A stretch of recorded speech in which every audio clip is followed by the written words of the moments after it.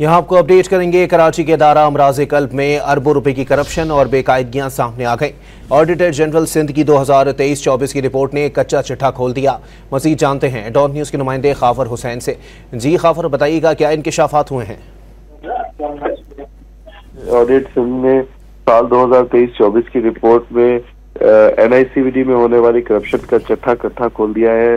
Director general audit Sindh ने audit report में 42 संगीन नौयत की होशरुबा बेज़ाब्तगियों का इंकशाफ किया, जिसमें अरबों रुपए के घपले सामने आ गए हैं। दिल में डालने वाले स्टैंड की खरीदारी में 10 करोड़ रुपए से जायद की बेकायदगियां सामने आई हैं।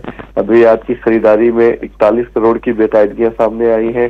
अस्पताल इंतजामिया ने अस्पताल में होने वाले ऑपरेशन, एंजियोग्राफी, एंजियोप्लास्टी, हलाकतों की शरह, डोनेशन और बैंक अकाउंट की तफसील भी फराहम नहीं की है। ऑडिट रिपोर्ट में इस चीज का एतराफ किया गया है।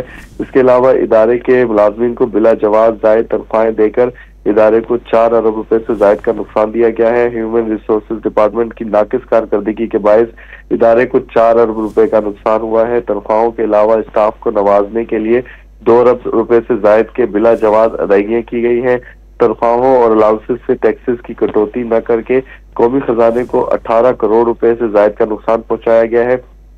कॉन्ट्रैक्ट स्टाफ की बिला जवाब तकर्री करके इदारे को 12 करोड़ रुपए से जायद का नुकसान पहुंचाया गया है। टेंडर प्रोसेस में 1 अरब रुपए से जायद की बेकायदगियां सामने आई हैं। मुलाजमीन की GP फंड में गैर कानूनी तौर पर तकरीबन 2 अरब रुपए के जायद की रकम मुंतकिल की गई है। इसके अलावा NICVD इंतजामिया ने गैर जिम्मेदारी का मुजाहरा करते हुए हुकूमत पर बिला जवाब माली बोझ और कंपनीज को देर से रकम अदा करने पर 11 अरब रुपए इजाफी बोझ डाला है।